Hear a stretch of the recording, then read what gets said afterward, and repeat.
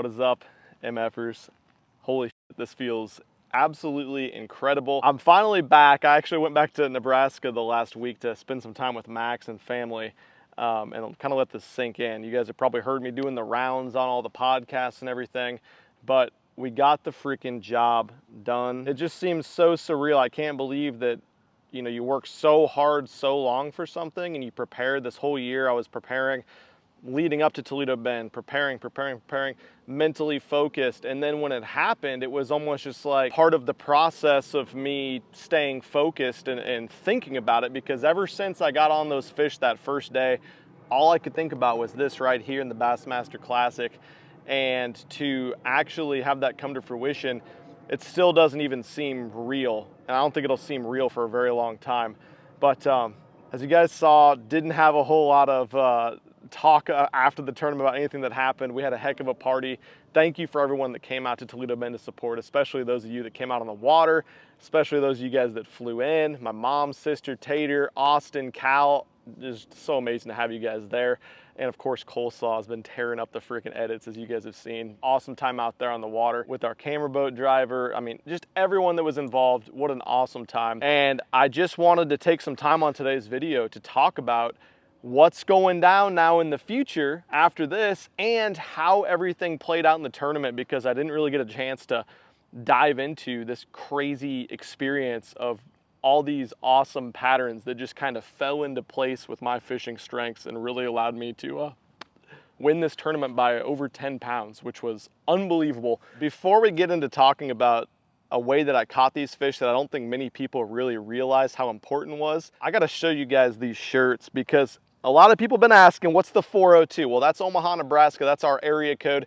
You guys know I live in Texas, but I'm from Nebraska. That's my home, and that's my big thing. I didn't want to be Mr. Sponsored Jersey guy with a million different logos of companies that chipped in an 18% discount for me for the year, $37. I've always tried to stay true to myself in all of my content and videos, and so this is just a way to just kind of show what I represent, and that's my roots. That's what this is. And a lot of people have been wanting to purchase these shirts and they haven't been available, but now they are. I'll link them at the top of the description, sixcentfishing.com.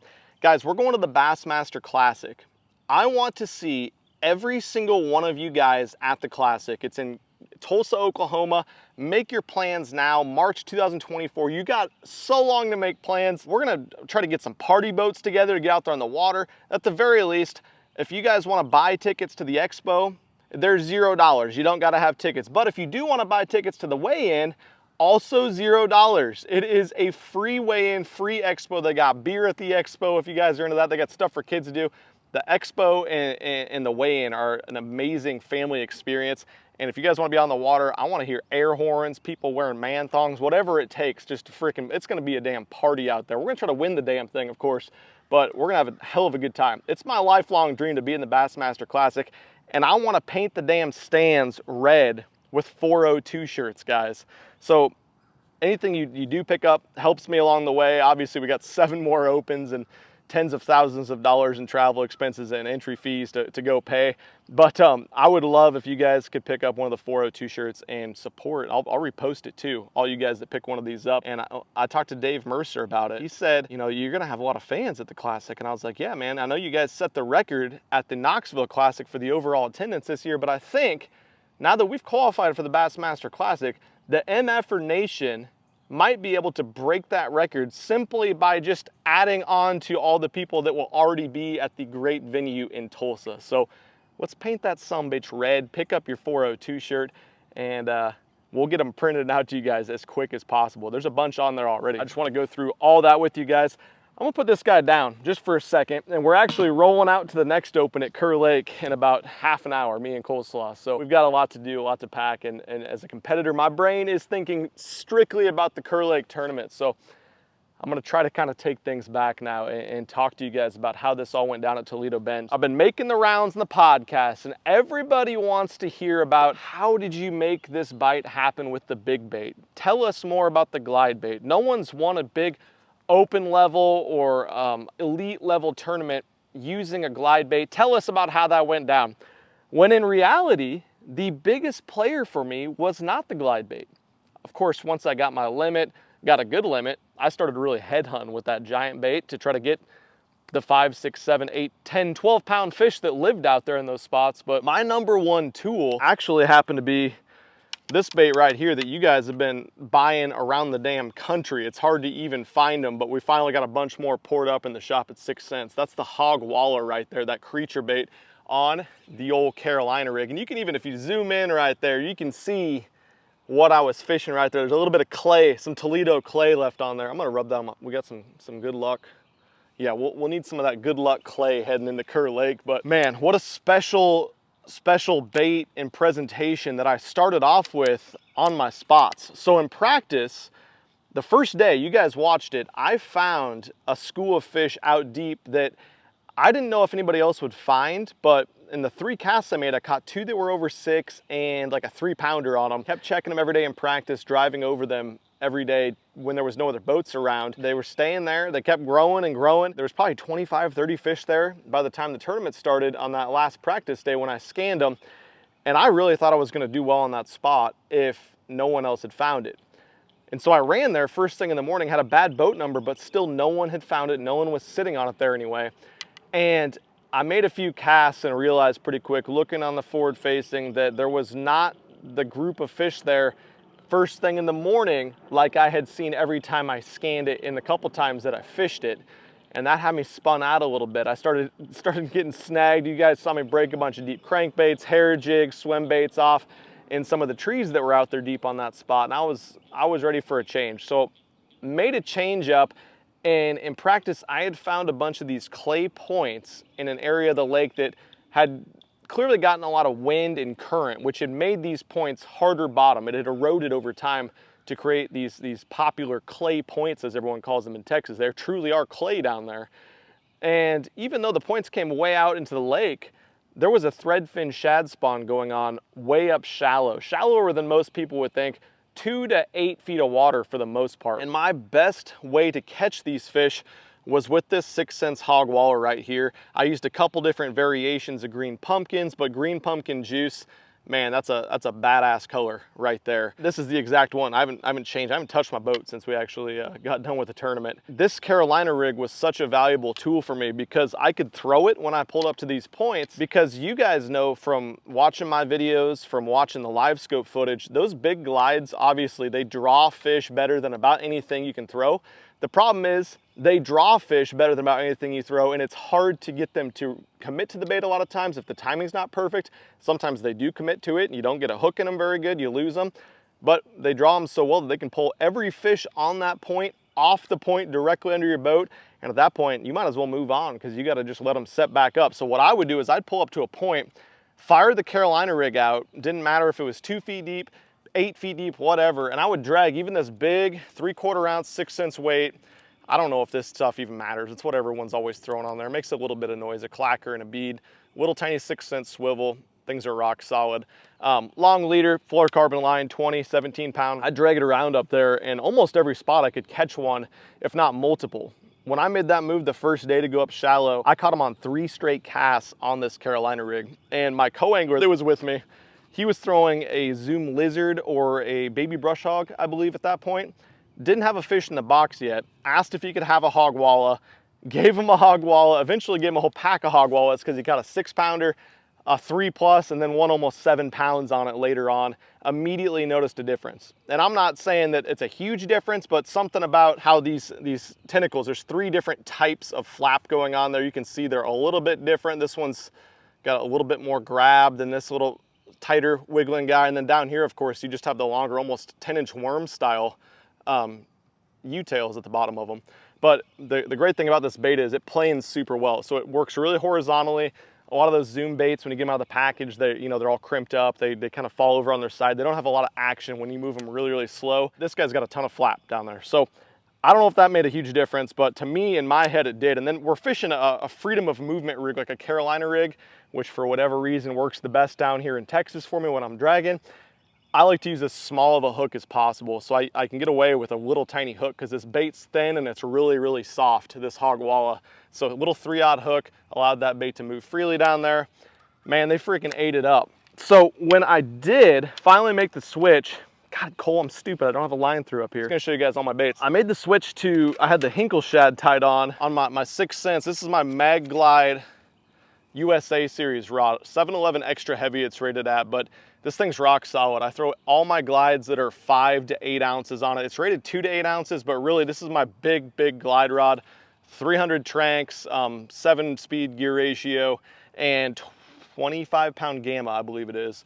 But I pulled out this Hinkle shad. I actually lost the one that I've been using, and I got a quick reaction from those fish. And they, I don't know what I catch, 7, and then one almost 8, and then some 5s. And obviously the big glide was a really great tool for me. I also mixed in the 6 cents draw and this bait from, I believe it's Lunker Legacy. And these two baits have a little bit different action than a Hinkle bait. You can work them a little bit faster, chop them a little bit more. You guys can see how tore up this 6 cents draw is, but just a different profile and style bait. Fished both of them on the 7.9 MF'er. This is my favorite swim bait rod for anything from that 2 to 4.5 ounce range. It's perfect for these 3.5, 4 ounce baits. Absolutely money, where that big 711 extra heavy rod's a little too much rod.